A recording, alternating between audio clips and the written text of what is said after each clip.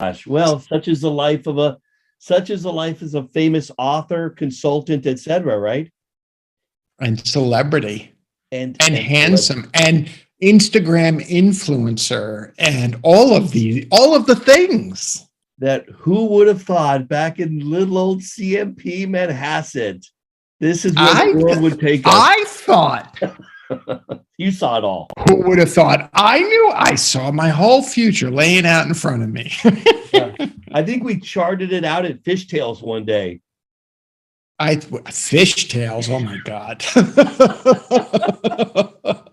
Hey, It was Jerry, either fishtails or publicans. Yeah, there you go. Another great name. This is Jerry Colonna, and we are welcoming him to the Look Back. Jerry, welcome.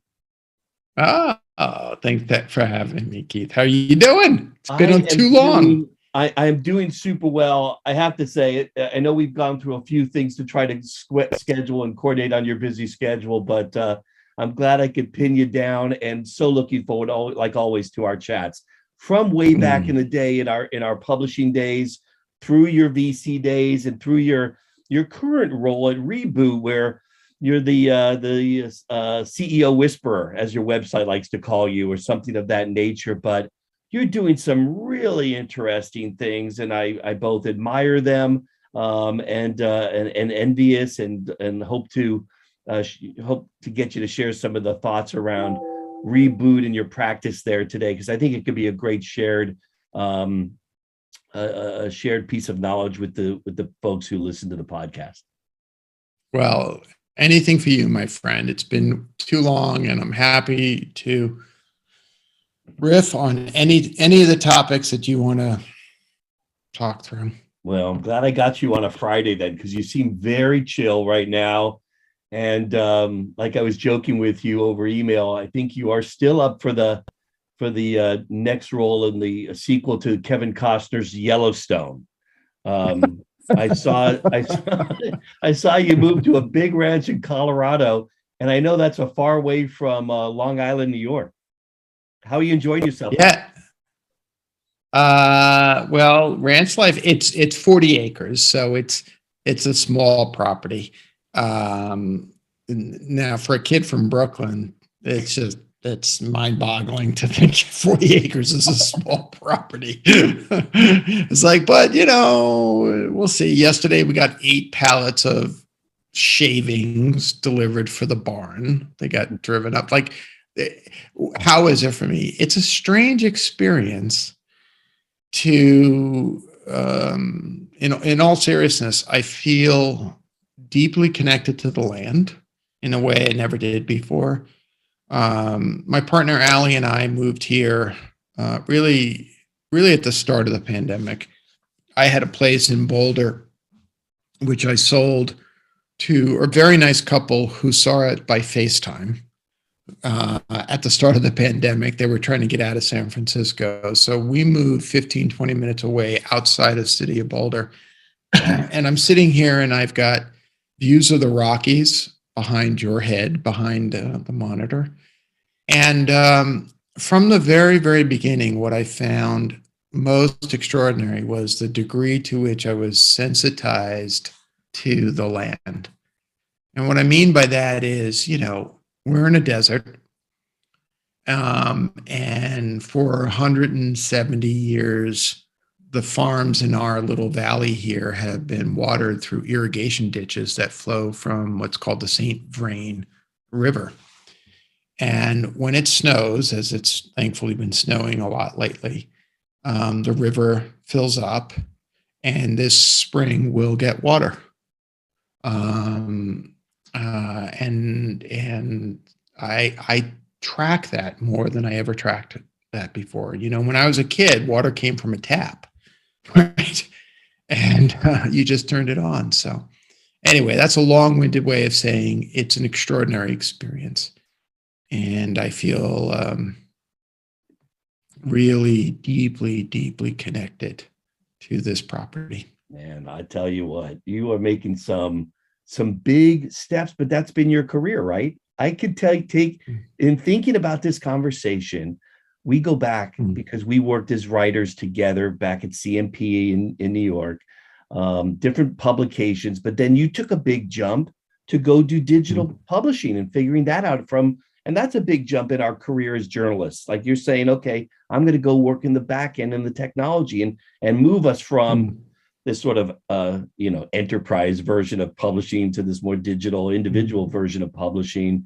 And then you took the big jump from the publishing side to investment, angel slash VC slash big VC.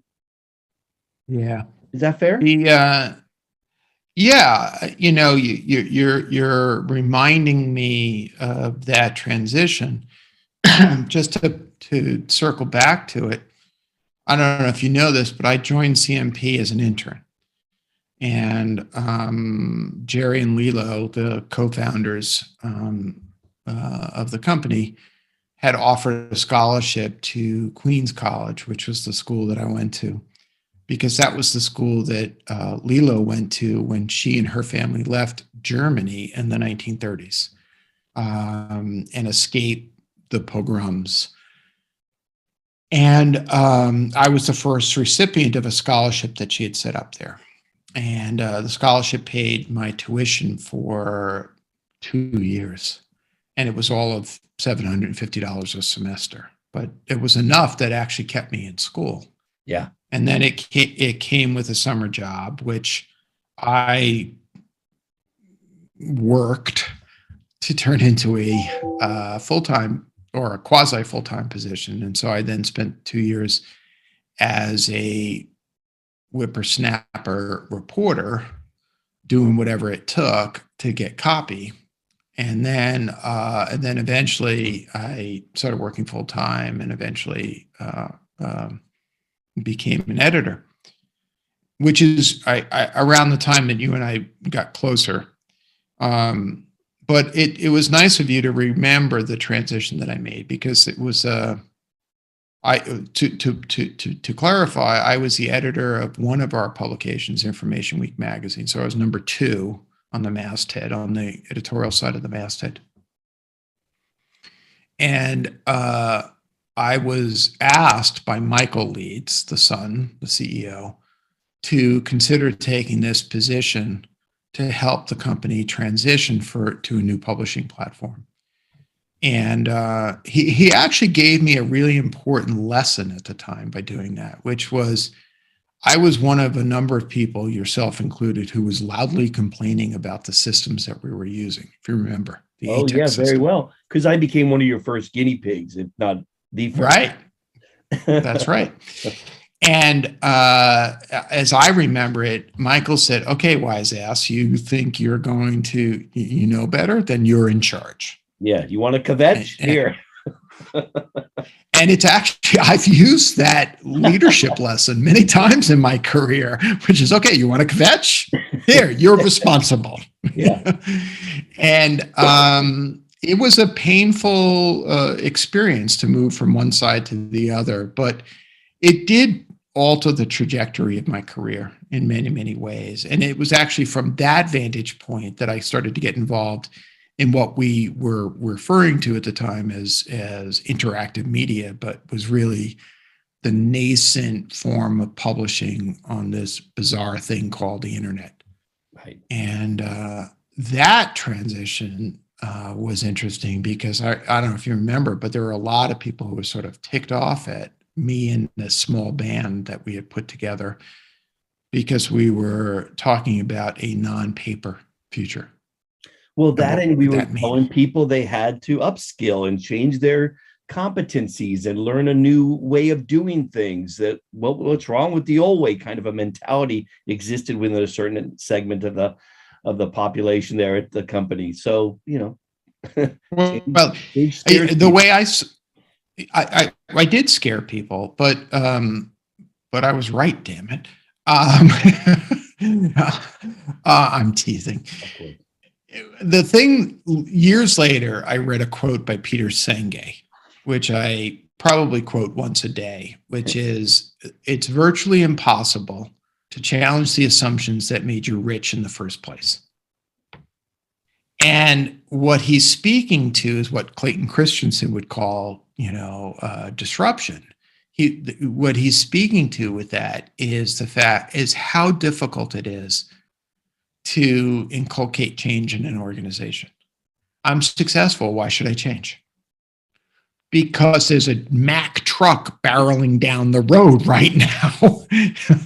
And just because you've been having a good time driving down the road doesn't mean you're safe, right? Right. But human beings are not organized that way. Human beings either obsess too much about what the future is going to be or ignore it. And what we really need to do is create a relationship with change that embraces it and acknowledges how hard it is. So anyway, that's me getting pedantic for a moment. But. No. I don't think it's pedantic. I think it's a little philosophical, but that's part of your sort of your coaching playbook today. Something that I think you started to put some pages together in our early days together in the publishing world, because you started to learn how to create in a change environment. And then you went into hyperspeed on the VC side, because that's everything from the disruption, the growth, the managing the failure, and all of that. What was that experience like from the world on the publishing side? Well, when I made that transition, it was first to one small venture firm where I was really unhappy, to a second venture firm, which I co-founded with Fred Wilson. And that second firm was called Flatiron Partners, after the building in Lower Manhattan. When I made that transition, initially it was like a kid in a candy shop. And it wasn't really about money. It was, I used to always say that one of the things I loved about being a reporter was that there was just this wide variety of topics that you would be writing about. Just discovery and exploration and exploration. And for some bizarre reason, the most brilliant people in the world would get on the phone and talk to you. Yes, right? Exactly. And they would just share things with you, like how is the future going to unfold and what's going to happen. And so when I became an investor, I found that part of my life just got amplified.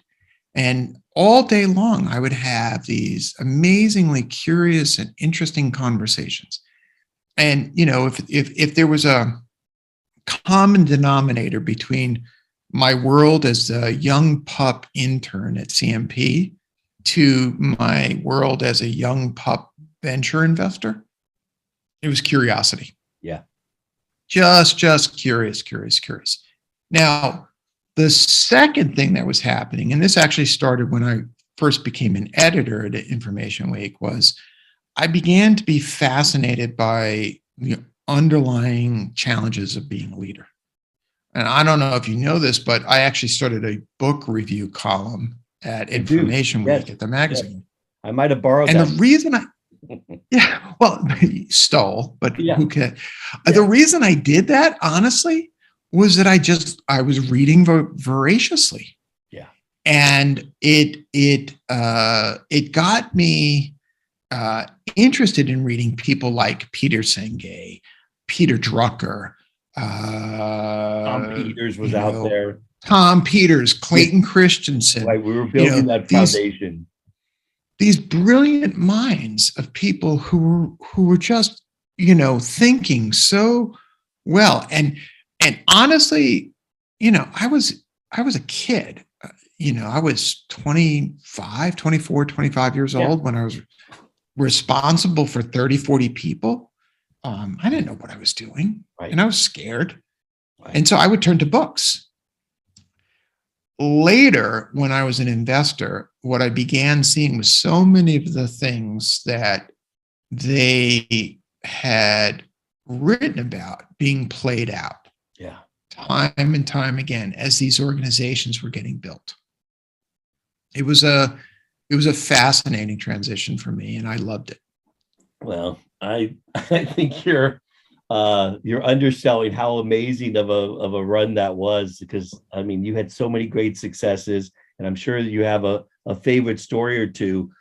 share one with me from back in that day with Fred, because you guys did some amazing stuff. But I think not just like what was your best return, your IRR and your portfolios and stuff like that, but more the company you were able to affect in a way, and not necessarily even from a revenue standpoint, but just to affect its trajectory in a positive way, and how you kind of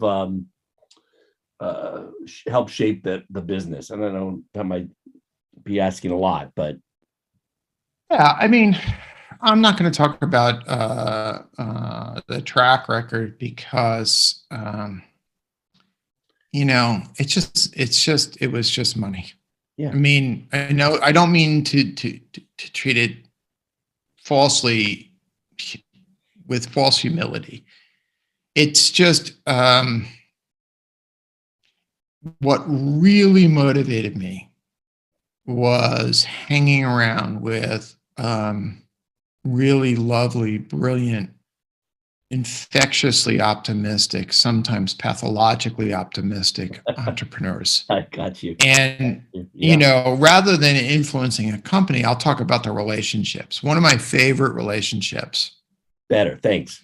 was, yeah, one of my favorite relationships remains to this day. In fact, I just talked to him on Tuesday night with an entrepreneur named Steve Kane, Kane. And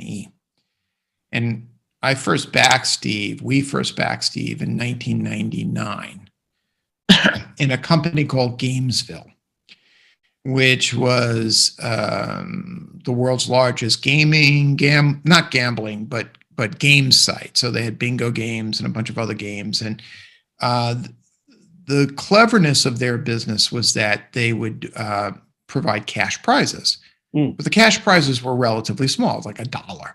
And so you get a check, which had a funny cartoon on it for $1. What would you do with it? You'd pin it up on your cubicle. You wouldn't actually cash it. And it was a brilliant strategy. It was one of the few investments I ever made that had more cash in it when we exited than when we put the cash in the first place, right?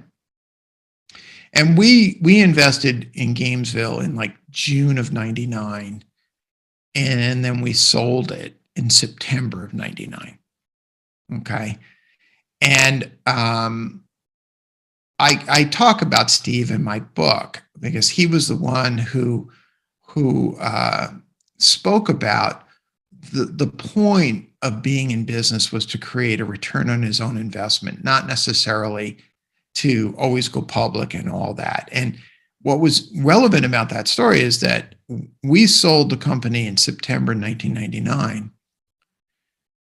while we were in the process of getting ready to go public. And we were going to go public around the spring of 2000. Now, for those people who have time machines, you may remember that the spring of 2000 is when the NASDAQ crashed, right? March 2000.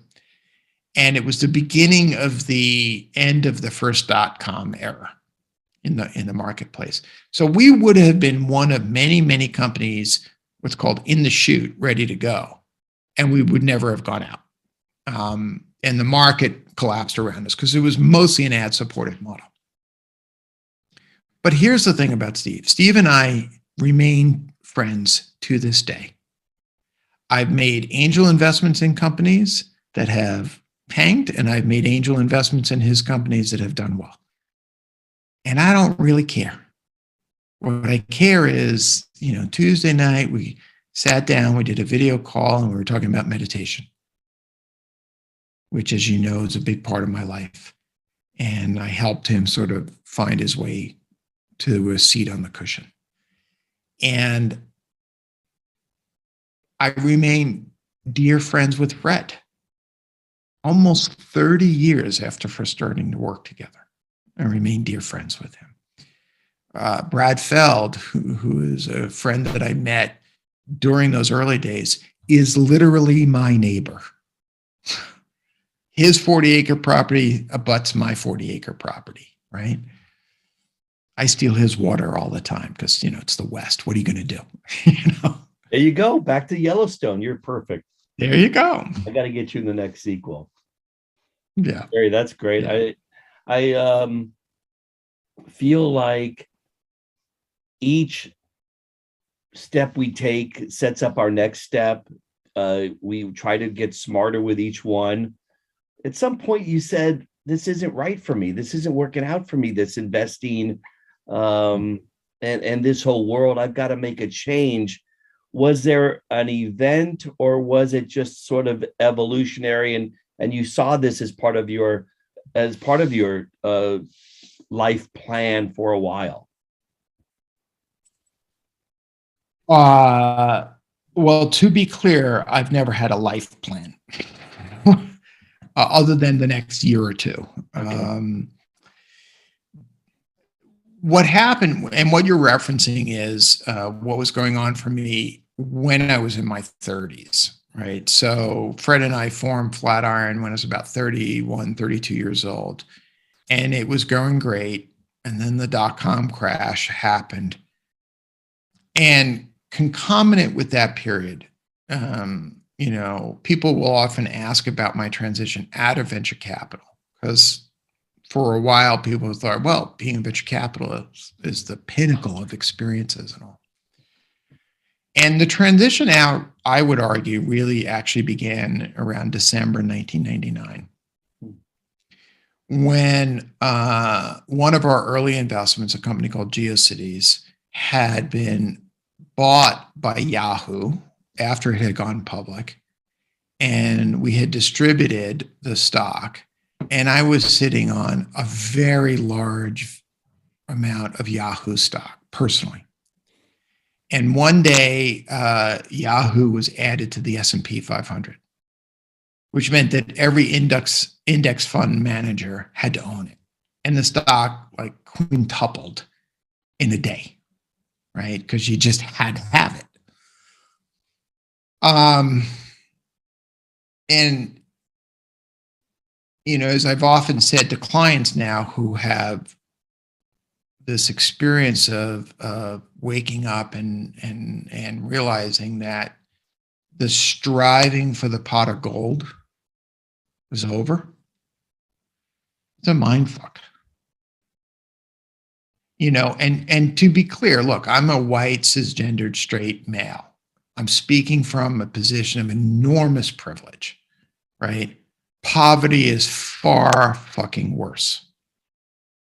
Okay, because as you know, I grew up in incredibly difficult situations with enormous food insecurity, right? With a mentally ill mother and an alcoholic father. It was not a pretty sight. But it did a number on me. And what was increasingly obvious to me, especially when I look back, was that who I was on the outside did not match who I was on the inside. And I had the awful experience of the more success I had, the more miserable I became. To the point where December 2000, early 2001, 2002, I became suicidally depressed. And, again, if you read my book, you know this. The threat of suicide was a real deal for me because I had attempted it at 18. And those folks who follow such things know that unsuccessful suicide attempts are very and unfortunately followed by successful suicide attempts.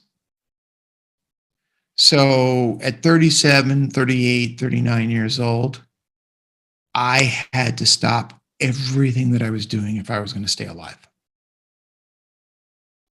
And I entered a period that one dear friend called my hermitage, where I kind of just dropped off the map.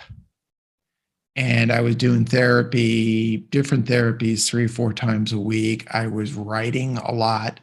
I was reading, because that's what I do. I read. Smart. That's great. And so I walked away from continuing to be Fred's partner. Fred went on with Brad Burnham to develop Union Square Ventures, which, is one of the best performing venture funds in history. Yeah. And I reinvented my life. Yeah. Well, everything's for a reason, and I'm just glad you're here sharing some of these stories with me. You're one of the more interesting people I've spoken with on the podcast, and we go in different directions on these things. I've had great chats with great people who get known for one thing, but are more about something else. And I think this Reboot for you is really your legacy. It's really something phenomenal, because I know there's a lot of attention today. It's not, I don't want to say vogue, because that trivializes it, to say mental illness and other kinds of issues that are, seem to besiege the startup community. They're now getting more attention, and I think that's important. But it's still so much room to grow, and so many more things to do. I appreciate you saying all of that. I wouldn't use the word legacy, because I feel like that's not, like, I'm not cognizant. It's such an editor, gosh. But but what I would say is this: I was a really good investor. I was a really good editor. I was a really good reporter. This is what I was put on this earth to do. Yeah. Yeah. Right. This is so, like, I work all the time. I have 40 individual clients.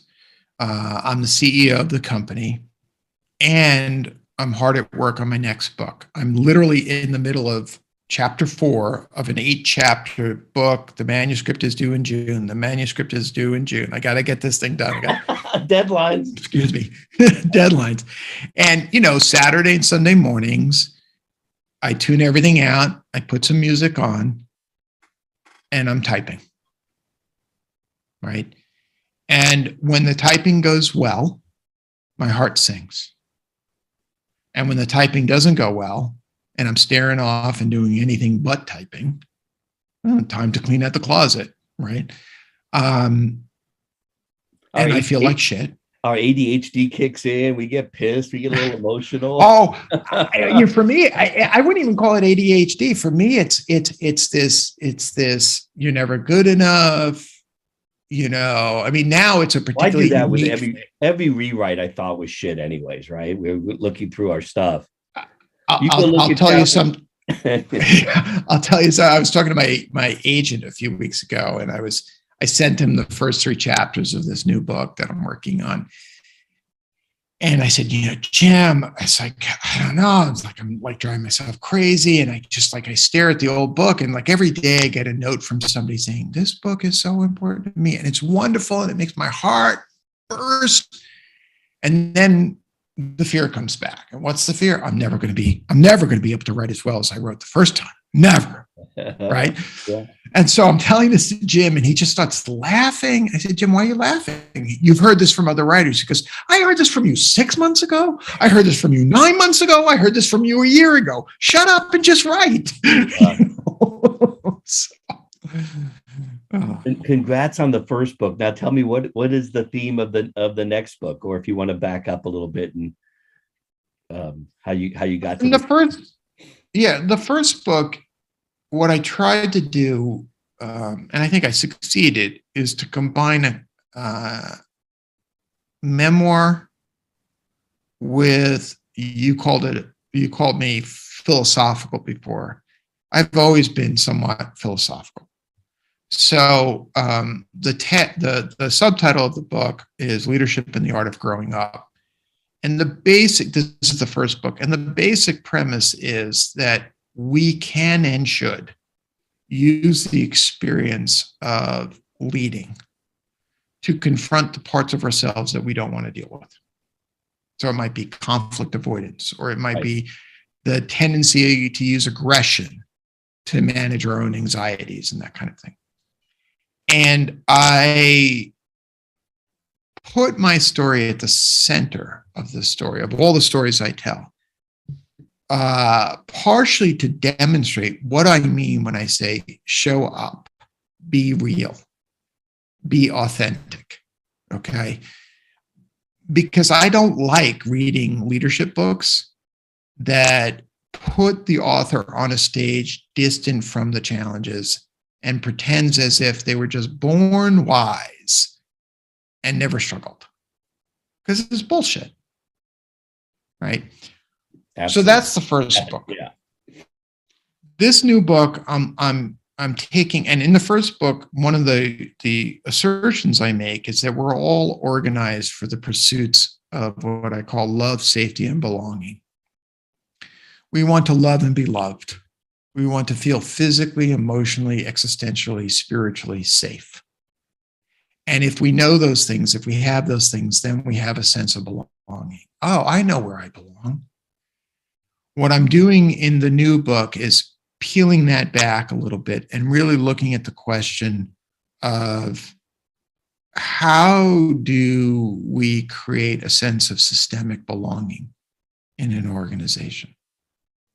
How do we, especially straight, white, cisgendered men who have all the cards, how do we confront the parts of ourselves that stand in the way of us making it safe for other people? Because if folks like me don't speak about that, nothing's ever going to change.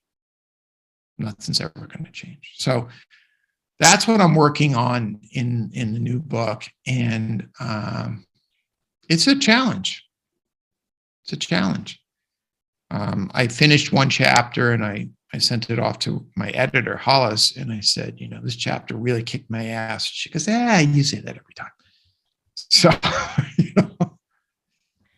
if it doesn't kick my butt, it's not worth it. That's probably it. I think you just landed on something special. And I know it's going to be a great book. I can't wait to see it. When's your final deadline? The contracted deadline is June, but we'll see.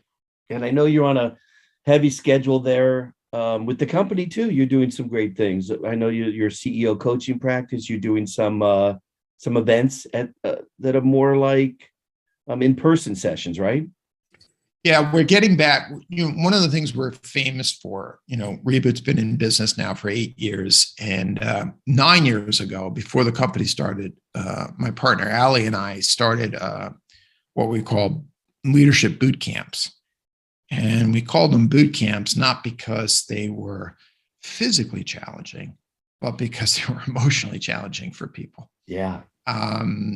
And usually what happens is on the first night, there's a lot of tears. And that's when somewhere in that first night, because we sort of lay out what we're working on. And as I often say to people, this is not a place for you to hide anymore. Or as I will say to a lot of entrepreneurs, the bullshit and the spinning stops now. We're going to be honest. Yeah. And then I'll pause and I'll say, welcome to boot camp, right? You're very comfortable in your lovely plush bed and you've got great coffee and wonderful accommodation, beautiful views, and hold on, we're going to have a time. Yeah. So I say all that because yay, we're planning to get back to in-person boot camps, fully COVID safe, protocols, testing, the whole bit. Yeah. And we're going to do that in April. And I'm super excited about that because while we're known for our boot camps, it's only a fraction of the activity that we do. Most of the activity that we do is just one-on-one coaching, but they're quite special experiences. And I'll tell you, we only have 15 slots and we're not quite sold out, but we're getting close. And the first 5-10 slots were taken by people who've already been to multiple boot camps. Because they're like, I need to get back to this. I bet. I so want to do this. I bet. Yeah. What a great place to reset. And not just geographically speaking, the theme and having your direction under that. Well, Jerry, I don't want to keep you further from all of these fantastic projects and activities that you've got. I just want to say thanks for joining me. Thanks for sharing. a little bit of all of this. It's just fantastic. And I love, stepping back and looking at some of my great friends and peers and what amazing things they've accomplished. It's rewarding for me. Well, thank you for having me on. It feels awkward to spend the entire time just talking about me. So I have to confess to that. So when we're not recording the podcast, I want to hear about you. So, well, bless you. We'll do that soon. I'll call you back, but let you get a few more chapters under your belt. How's that? You got it, buddy. All right. Great luck. Best of luck with everything. Take care. Bye.